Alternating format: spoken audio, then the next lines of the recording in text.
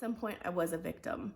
And then I decided that I didn't want to sit in that anymore. Like I wanted to survive it. I was in a very long relationship with my youngest daughter's father, who was very good at hiding himself.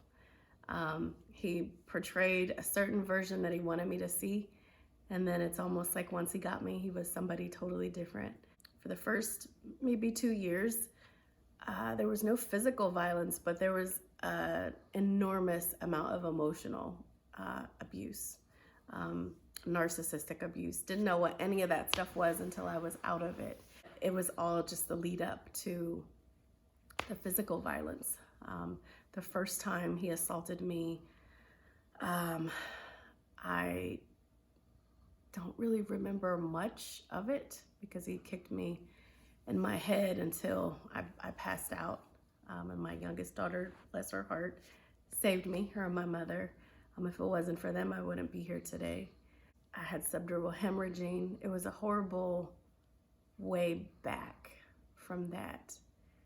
But I took him back, believe it or not, almost 2 weeks, week or two after that incident. All I knew is that I just felt like he was a drug and I needed to have that drug. Remained in the relationship for another 5 years. It was five years. And then I just decided I'd had enough. Like I was broken. I was just a shell of myself, I guess, and decided to leave. But what I didn't know is that a woman is in the most danger at the end of a relationship. And so I didn't plan well as I should have, or I wasn't as cautious as I should have been.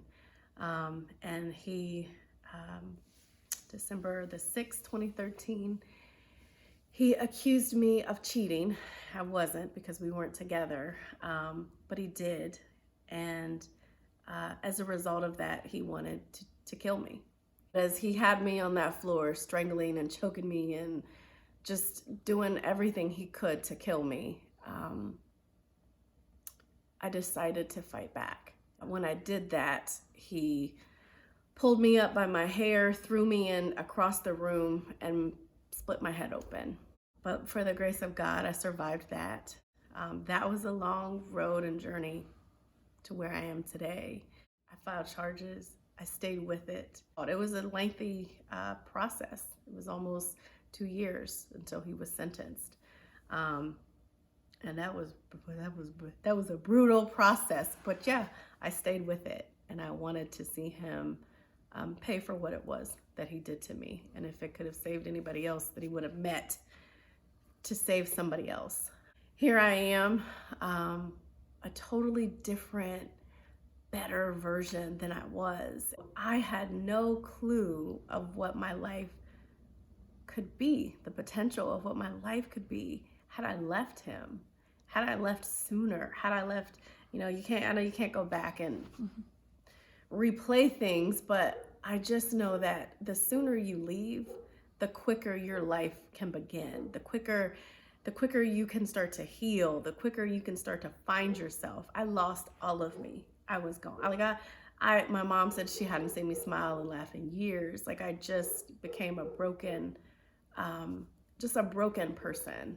And the quicker that you can get out of that situation safely, the quicker you can get to what God has for you, what your purpose in life is. I share all of that story to let people know, like, I get it. Like people looked at me like I was crazy when I took him back, and the judgment, the blame, all of that, I get it. So I try to connect with other women and men, because it doesn't just happen to women, just to let you know that I get you, I got you, I get where you're coming from, but there's so much more to where you're at now. There is life after abuse.